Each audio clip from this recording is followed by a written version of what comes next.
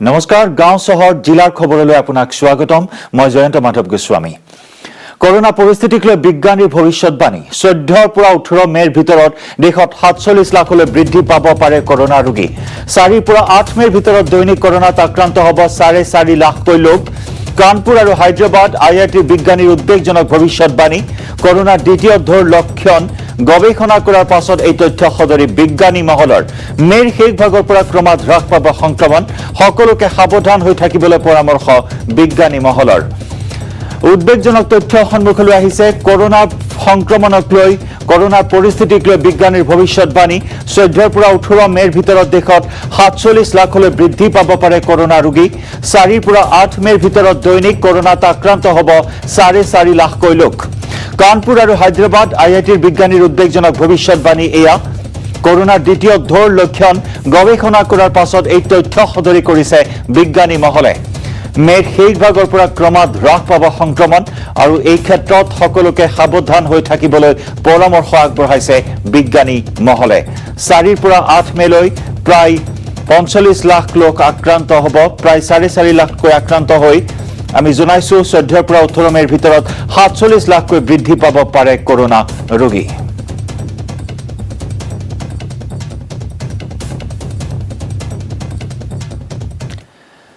অসমত মহামাৰী কৰোনাৰ কাল গ্ৰাস দেওবাৰে একেদিনাই কৰোনাই প্ৰাণ কাঢ়িলে 14 জন লোকৰ নতুনকৈ কৰোনাত আক্ৰান্ত হ'ল 1844 জন লোক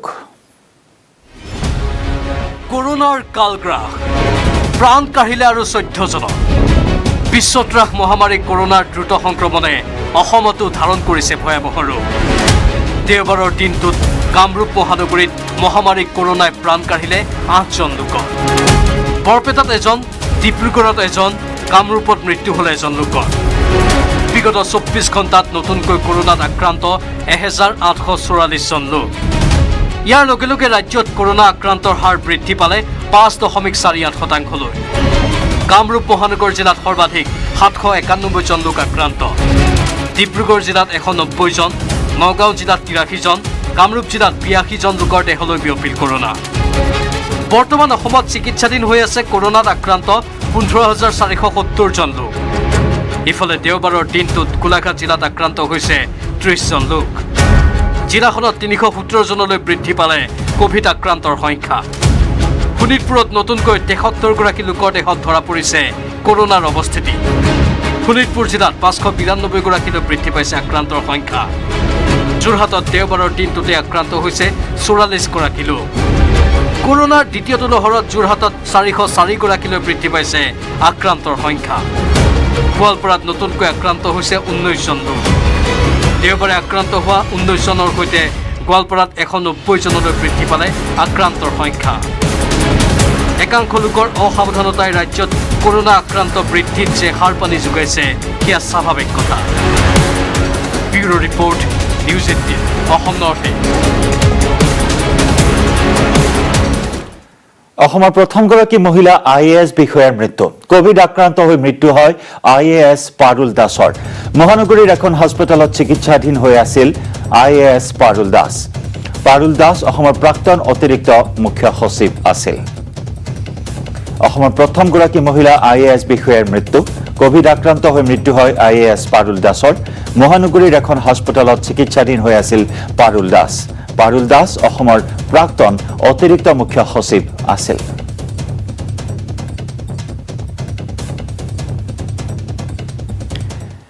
ইফালে জেএনইউৰ অধ্যাপক ডক্টৰ অলোকেশ বৰুৱাৰ মৃত্যু কোভিড আক্ৰান্ত হৈ মৃত্যুমুখত পৰে ডক্টৰ অলোকেশ বৰুৱা চিকিৎসাৰ অভাৱত মৃত্যু হয় অধ্যাপক অলোকেশ বৰুৱাৰ অক্সিজেনৰ সুবিধাও তেওঁ লাভ কৰা নাছিল বুলি জানিব পৰা হৈছে বিধানসভাৰ প্ৰাক্তন অধ্যক্ষ পুলকেশ বৰুৱাৰ ভাতৃ ডক্টৰ অলোকেশ বৰুৱা চিকিৎসাৰ অভাৱত মৃত্যুমুখত পৰিলে কোভিড আক্ৰান্ত হৈ জেএনইউৰ অধ্যাপক ডক্টৰ অলোকেশ বৰুৱা অক্সিজেনৰ সুবিধাৰ পৰাও তেওঁ বঞ্চিত হ'বলগীয়া হ'ল অক্সিজেনৰ সুবিধা তেওঁ লাভ কৰা নাছিল বুলি জানিব পৰা হৈছে চিকিৎসাৰ সময়ছোৱাত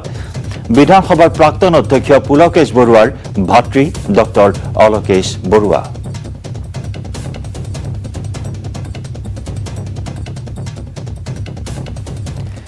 মাজুলী নিকিনি খোৱাত কৰোনা আতংক দেওবাৰে গাঁওখনৰ 39জন লোকৰ শৰীৰত কৰোনা ভাইৰাছৰ অৱস্থিতিত ধৰা পৰাৰ পাছত সোমবাৰে নতুনকৈ আক্ৰান্ত হৈছে 6জনকৈ লোক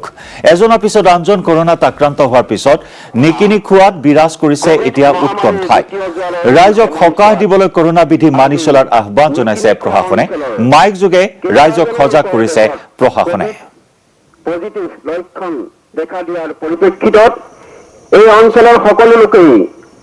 সাৱধান হোৱাৰ সময় আহি পৰিছে সকলোৱে চৰকাৰী বিষয়া চিকিৎসা কৰ্মীসকলৰ পৰামৰ্শ মানি চলক কোভিড সম্পৰ্কীয় সকলো বিধি আখৰে আখৰে পালন কৰক মাস্ক পৰিধান কৰিহে ঘৰৰ বাহিৰলৈ ওলাব প্ৰয়োজন নহলে ঘৰৰ বাহিৰলৈ ওলাই নাহিব সামাজিক দূৰত্ব মানি চলক হাত সঘনাই ধুৱক আৰু বীজাণুমুক্ত কৰি ৰাখক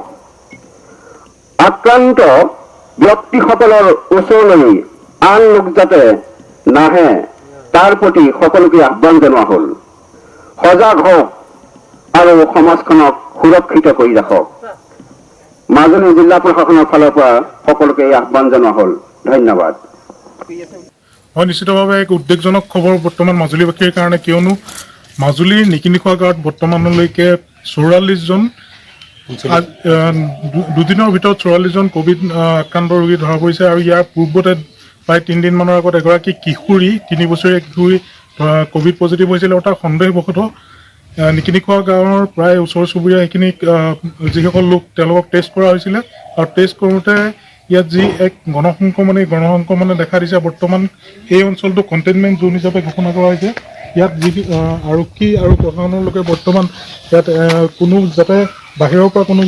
এই গাঁৱলৈ সোমাব নোৱাৰে আৰু যিসকল লোক বা গাঁৱৰ লোক যিসকল লোক ওলাই আহিব নোৱাৰে সেই ব্যৱস্থা কৰা পৰিলক্ষিত হৈছে আমি ইয়াৰে এজন ব্যক্তি আছে আমি তেখেতৰ লগত কথা পাতিব বিচাৰিম মই আপোনাৰ পৰা জানিব বিচাৰিম বৰ্তমান কেনেধৰণৰ ইয়াত পৰিস্থিতি হৈ আছে আৰু কেনেধৰণে ইয়াত যিসকল লোক পজিটিভ লোক তেওঁলোকক কেনেধৰণৰ ৰখা হৈছে হয় যোৱাকালিৰ পৰা নিকিনি খোৱা গাঁৱত 39জন লোক মানে কৰোনাত আক্ৰান্ত হৈছে যোৱাকালিৰ পৰা মাজুলী জিলা প্ৰশাসন আৰক্ষী প্ৰশাসন স্বাস্থ্য বিভাগৰ মানে সহযোগত দিনে নিশাই ইয়াত আপোনাৰ কৰোনা আক্ৰান্ত অঞ্চলটোত আপোনাৰ ৰাইজক কণ্টেইনমেণ্ট জোন ঘোষণা কৰি নিকিনি খোৱা গাঁওখন সম্পূৰ্ণৰূপে বন্ধ কৰি দিনে নিশাই স্বাস্থ্য বিভাগৰ কৰ্মীসকলে ইয়াত কাম কৰি আছে আমিও মানে প্ৰশাসনক সম্পূৰ্ণ সহযোগিতা আগবঢ়াই আছোঁ আৰু ৰাইজেও সম্পূৰ্ণ সহযোগিতা আগবঢ়াইছে যিসকল কোভিড আক্ৰান্ত লোক তেওঁলোকক নিজৰ ঘৰতে ৰখাৰ ব্যৱস্থা কৰিছে 100জন কৰোনা আক্ৰান্ত থকা জিলাত 8ম শ্ৰেণীলৈ বন্ধ থাকিব বিদ্যালয় চৰকাৰী আৰু বেচৰকাৰী সকলো বিদ্যালয়ৰ ক্ষেত্ৰত প্ৰযোজ্য হ'ব এই নিয়ম আজি এক সংবাদমেল যোগে এই কথা ঘোষণা কৰে স্বাস্থ্যমন্ত্ৰী ডক্টৰ হিমন্ত বিশ্ব শৰ্মাই ক্ৰমাগতভাৱে 10 দিনলৈ ৰাজ্যত কৰোনা আক্ৰান্ত বৃদ্ধি হোৱাৰ আশংকা প্ৰকাশ কৰে মন্ত্ৰীগৰাকীয়ে কোভিড পৰিস্থিতিৰ বাবে গুৱাহাটী মেডিকেল কলেজ হাস্পতাল মহেন্দ্ৰ মোহন চৌধুৰী হাস্পতাল কালাপাহাৰৰ চিকিৎসালয়ত আইচিইউ আৰু বেডৰ সংখ্যা বৃদ্ধি কৰা হৈছে বুলি মন্তব্য কৰে ডক্টৰ শৰ্মাই ৰাজ্যৰ বৰ্তমান কৰোনা পৰিস্থিতি নিয়ন্ত্ৰিত বুলি মন্তব্য স্বাস্থ্যমন্ত্ৰী ডক্টৰ হিমন্ত বিশ্ব শৰ্মাৰ তেওঁ লগতে কয় যে এসপ্তাহলৈ ৰাজ্যত কোনো সমস্যাৰ সৃষ্টি নহয়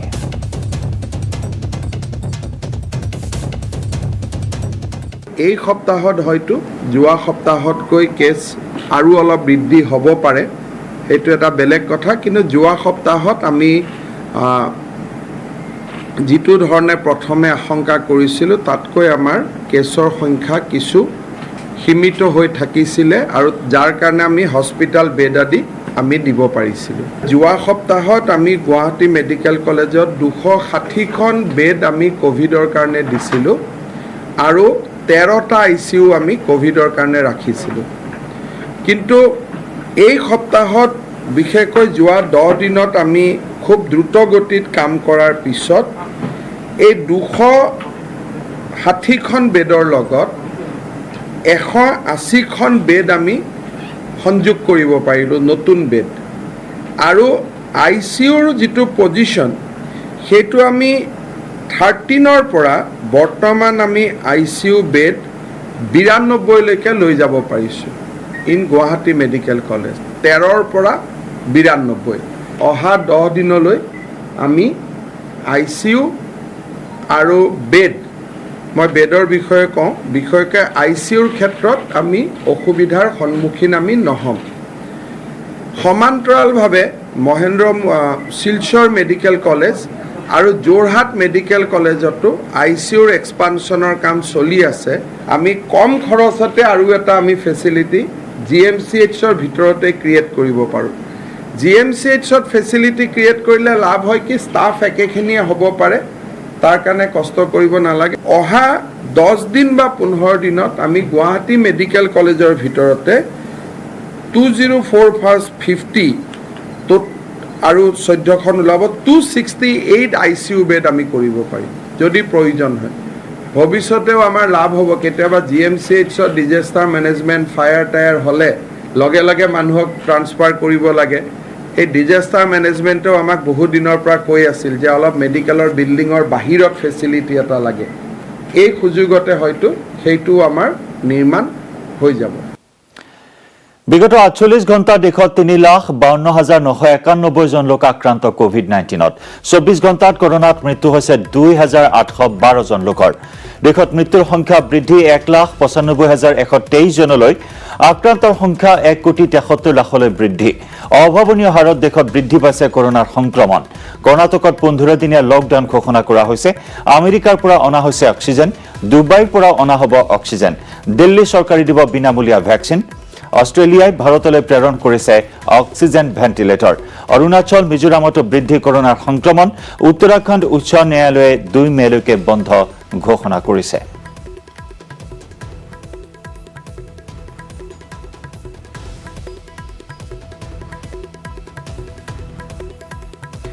দেশত কৰোনা জটিল পৰিস্থিতিৰ বাবে নিৰ্বাচন আয়োগক জগৰীয়া কৰিলে মাদ্ৰাজ উচ্চ ন্যায়ালয়ে নিৰ্বাচন আয়োগৰ বিৰুদ্ধে হত্যাৰ অভিযোগ আনিব পাৰি বুলি তাৎপৰ্যপূৰ্ণ মন্তব্য কৰে ন্যায়ালয়ে দেশৰ কৰোনা পৰিস্থিতিৰ বাবে জগৰীয়া নিৰ্বাচন আয়োগৰ বিৰুদ্ধে আনিব পাৰি হত্যাৰ অভিযোগ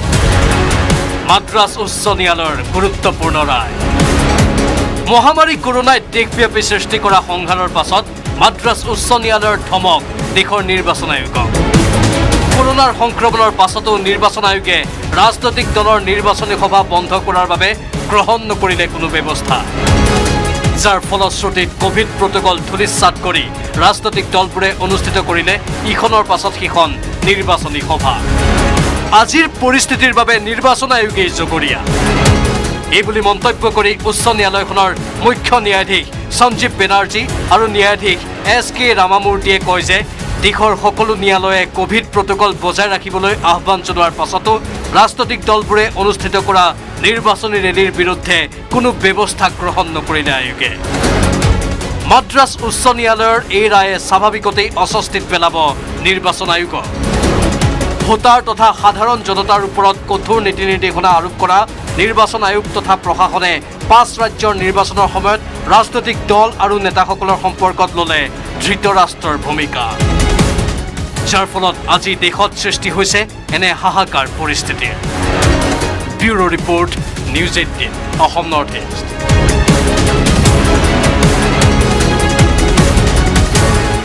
ব্ৰেকিং নিউজ শ্ৰীৰামপুৰৰ বন্ধন বেংকত ডকাইতি অস্ত্ৰধাৰী ডকাইতে লুটি নিলে 5 লক্ষাধিক টকা বেংকৰ কেচিয়াৰক অস্ত্ৰ দেখুৱাই লুটিলে ধন ডকাইতৰ দলত আছিল 4টা ডকাইত ধন দিবলৈ অমান্তি হোৱাত কেচিয়াৰক প্ৰহাৰ কৰে ডকাইতৰ দলে আৰক্ষীয়ে সন্ধান উলিয়াব পৰা নাই ডকাইতৰ দলৰ শ্ৰীৰামপুৰৰ বন্ধন বেংকত ডকাইতিৰ ঘটনা অস্ত্ৰধাৰী ডকাইতে লুটি নিলে 5 লক্ষাধিক টকা বেংকৰ কেচিয়াৰক অস্ত্ৰ দেখুৱাই লুটিলে ধন ডকাইতৰ দলত আছিল 4টা ডকাইত ধন দিবলৈ অমান্তি হোৱাত কেচিয়াৰক প্ৰহাৰ কৰে ডকাইতৰ দলটোৱে আৰক্ষীয়ে এই পৰ্যন্ত সন্ধান উলিয়াব পৰা নাই ডকাইতৰ দলটোৰ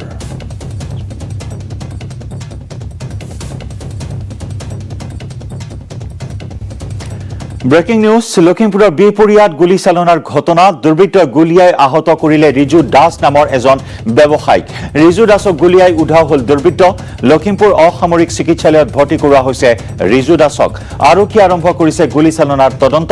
দুৰ্বৃত্তৰ সন্ধানত আৰক্ষীয়ে আৰম্ভ কৰিছে অভিযান গুলীচালনাক লৈ বিপৰীয়াত বিৰাজ কৰিছে চাঞ্চল্যই লখিমপুৰৰ বিপুৰীয়াত গুলীচালনাৰ ঘটনাত দুৰ্বৃত্তই গুলীয়াই আহত কৰিলে ৰিজু দাস নামৰ এজন ব্যৱসায়িক ৰিজু দাসক গুলীয়াই উধাও হ'ল দুৰ্বৃত্ত লখিমপুৰ অসামৰিক চিকিৎসালয়ত ভৰ্তি কৰোৱা হৈছে ৰিজু দাসক আৰক্ষী আৰম্ভ কৰিছে গুলীচালনাৰ তদন্ত অভিযান আৰম্ভ কৰিছে দুৰ্বৃত্তৰ গুলীচালনাক লৈ বিপুৰীয়াত বিৰাজ কৰিছে চাঞ্চল্যই অন্তৰ্গত বিভিন্ন সমষ্টিৰ ভোট গণনা অনুষ্ঠিত হ'ব সদৰ স্থানসমূহত পুৱা 8 বজাৰ পৰা অনুষ্ঠিত হ'বলগীয়া ভোট গণনা স্বচ্ছ আৰু নিকা কৰিবলৈ দাবী জনাই মহাজোঁটৰ অংশীদাৰী দল AIUDF-এ 2 মে'ত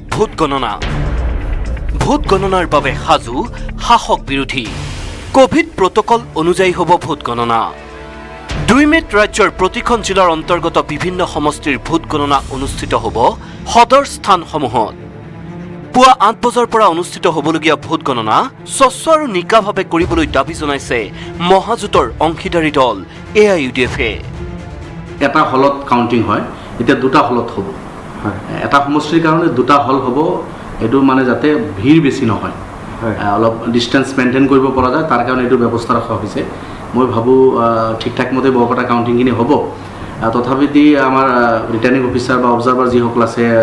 যিসকল দায়িত্বত আছে তেখেতসকলৰ প্ৰতি আহ্বান যে এইখিনি যাতে কৰোনা যি প্ৰটকল আছে এইখিনি যাতে মেইনটেইন কৰে তেখেতসকলে আৰু কাউন্টিংখিনি স্মুথলি যাতে হয়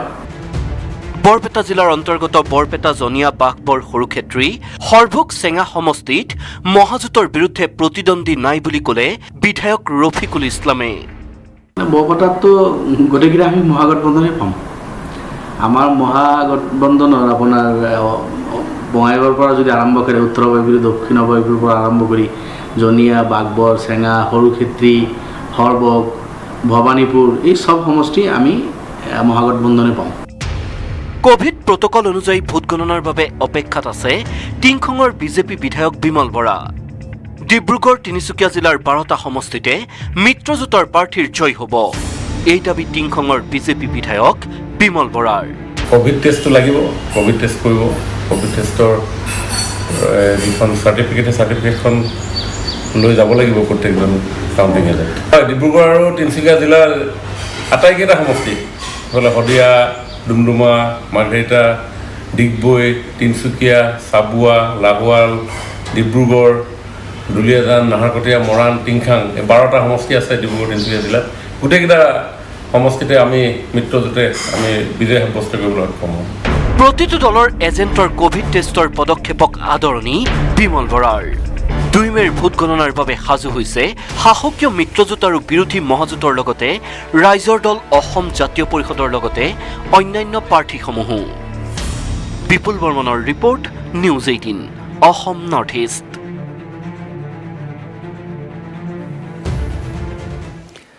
ভূটানৰ চানদ্ৰুপ জংখাৰত উপস্থিত ৰাজ্যসভাৰ সাংসদ বিশ্বজিৎ দৈমাৰীৰ সৈতে মন্ত্ৰী পীযুষ হাজৰিকা দুয়োগৰাকী নেতাই পৰিদৰ্শন কৰিলে নিৰ্মীয়মান অক্সিজেন প্লাণ্ট প্ৰয়োজনত ভূটানৰ পৰা অক্সিজেন ৰাজ্যলৈ অনাৰ স্বাৰ্থত স্বাস্থ্যমন্ত্ৰী হিমন্ত বিশ্ব শৰ্মাৰ নিৰ্দেশত ভূটান যাত্ৰা দুয়োগৰাকী নেতাৰ নিতৌ 50 মেট্ৰিক টন অক্সিজেন লাভ কৰিব অসমৰ চাহিদা পূৰণ কৰিবলৈ সক্ষম হ'ব ভূটানৰ এটা অক্সিজেন প্লাণ্টে ভূটানৰ চানদ্ৰুপ জংখাৰত অক্সিজেন প্লাণ্ট পৰিদৰ্শন ৰাজ্যিক স্বাস্থ্যমন্ত্ৰী পীযুষ হাজৰিকা আমাৰ অসমত কিমান লাগিব টোটেল এতিয়া কিমান লাগি আছে এতিয়া প্ৰায় আপোনাৰ ধৰি লওক 25 বা 30 টন লাগি আছে 30 টন দেশজুৰি অক্সিজেনৰ নাটনিৰ খবৰে উদ্বিগ্ন কৰি তুলিছে জনসাধাৰণক এনে সময়তে ভূটানৰ এটা অক্সিজেন প্লাণ্টে সুখবৰ কঢ়িয়াই আনিছে অসমৰ এজন ব্যৱসায়ীৰ প্ৰচেষ্টাত ভূটান চৰকাৰৰ সহযোগত স্থাপন কৰা হৈছে অক্সিজেন প্লাণ্টটো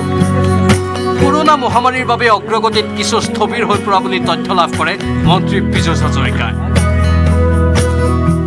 ভূটানৰ চানদ্ৰুপ জংখাৰত এটা অক্সিজেন প্লেণ্টৰ কাম চলি আছে এজন গুৱাহাটীৰ ল'ৰা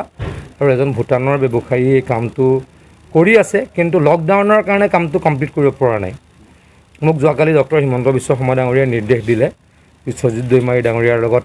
ইয়ালৈকে আহি প্লাণ্টটো আৰম্ভ কৰিব পাৰি নেকি এই প্লাণ্টটো যদি আৰম্ভ কৰোঁ বা আৰম্ভ হয় অসমে প্ৰায় 50 মেট্ৰিক টন অক্সিজেন প্ৰত্যেক দিনে পাব যিটো আমাৰ অসমত কোভিডৰ বিৰুদ্ধে যুঁজিবলৈ এটা প্ৰধান অস্ত্ৰ হিচাপে ব্যৱহাৰ কৰিব পাৰিম। ৰাজ্যৰ স্বাস্থ্যমন্ত্ৰী ডক্টৰ হিমন্ত বিশ্ব শৰ্মাৰ নিৰ্দেশত ৰাজ্যিক স্বাস্থ্যমন্ত্ৰী পীযুষ হাজৰিকা আৰু ৰাজ্যসভাৰ সাংসদ বিশ্বজিৎ দৈমাৰীয়ে ভূটানৰ চানদ্ৰুপ জংঘাৰত পৰিদৰ্শন কৰে অক্সিজেন প্লাণ্টটো। ভাৰত চৰকাৰৰ অনুৰোধত ভূটান চৰকাৰে আমাৰ অসমৰ পৰা বা ভাৰতবৰ্ষৰ পৰা শ্ৰমিক তালৈকে যাব দিয়ে। এই প্লাণ্টটো আমি 40 দিনৰ ভিতৰত সম্পূৰ্ণ কৰিব পাৰিম। আৰু আকৌ কৈছোঁ 50 মেট্ৰিক টন যদি আমি প্ৰত্যেক দিনে অক্সিজেন পাই যাওঁ, তেতিয়া অক্সিজেনৰ যি ক্ৰাইচিছ হৈছে সেই ক্ৰাইচিছটোৰ অসমত বহুলাংশে লাঘৱ হ'ব বুলি মই উপলব্ধি কৰোঁ। এই অক্সিজেন প্লাণ্টটো সম্পূৰ্ণ হৈ উঠিবলৈ আৰু প্ৰায় 40 দিন সময়ৰ প্ৰয়োজন। মুছলপুৰৰ পৰা মনোহৰ ৰাজবংশীৰ report, news 18 Assam north. ONGC অপহৰণ কাণ্ডৰ নতুন মোৰ। 21 এপ্ৰিলৰ নিশা লাকুৱাত সংঘটিত অপহৰণ কাণ্ডত পোনপটীয়াকৈ জড়িত আছিল খোদ আৰক্ষীৰ লোক। অস্ত্ৰধাৰী উগ্ৰপন্থীৰ সৈতে আহি আৰক্ষীৰ লোকেই অপহৰণ কৰি নিছিল নিৰুদ্দিষ্ট ৰিতুল শইকীয়াসহ 3 জনক।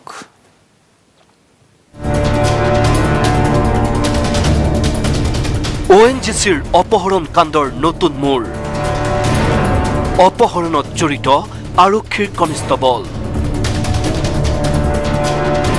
মোহিনী মোহন গগৈ, অলোকেশ শইকীয়া আৰু ৰিতুল শইকীয়াক অপহৰণ কৰা 5জনীয়া অস্ত্ৰধাৰী দলত আছিল আৰক্ষী কনিষ্টবল বসন্ত বুঢ়াগোহাঁই। তদন্তত এই চাঞ্চল্যকৰ তথ্য পোহৰলৈ অহাৰ পাছতে শদিয়াৰ ঘৰৰ পৰা আৰক্ষীয়ে গ্ৰেপ্তাৰ কৰিলে বসন্ত বুঢ়াগোহাঁইক। 25 নম্বৰ APBNৰ কনিষ্টবল বসন্ত বুঢ়াগোহাঁই। 25 নম্বৰ APBNৰ কনিষ্টবল হোৱাৰ সূত্ৰে ONGCৰ সুৰক্ষাৰ দায়িত্বত নিয়োজিত হৈ আছিল বসন্ত। এইজন বসন্তৰ লগতে ONGCৰ অপহৰণ কাণ্ডত আন কনিষ্টবল জড়িত থকাৰো সন্দেহ আৰক্ষীৰ। সোমবাৰে আৰক্ষী কনিষ্টবল বসন্ত বুঢ়াগোহাঁইক গ্ৰেপ্তাৰ কৰা আৰক্ষীয়ে আটক কৰিলে ৰাহুল চেতিয়া আৰু ৰুবুল মোহন নামৰ আন 2জন যুৱকক। অপহৰণ কাণ্ডৰ পাছত ঘটনাস্থলীত উদ্ধাৰ হোৱা মটৰ চাইকেলখন ৰাহুল আৰু ৰুবুলে যোগান ধৰাৰ সন্দেহ আৰক্ষীৰ। এতিয়ালৈকে ONGCৰ অপহৰণ কাণ্ডত আৰক্ষীয়ে গ্ৰেপ্তাৰ কৰিছে 19জন অভিযুক্তক। আটক কৰিছে আন কেইবাজনকো। কিন্তু এতিয়াও আৰক্ষী কিংবা সেনাই সন্ধান উলিয়াব পৰা নাই অপহৃত ৰিতুল শইকীয়াৰ। মোহিনী মোহন গগৈ আৰু অলোকেশ শইকীয়াক উদ্ধাৰ কৰাৰ বিপৰীতে ৰিতুল শইকীয়া নিৰুদ্দেশ হৈ থকা ঘটনাই ৰহস্য ঘন কৰি তুলিছে সমস্ত ঘটনা। Bureau report, news 18 Assam north east.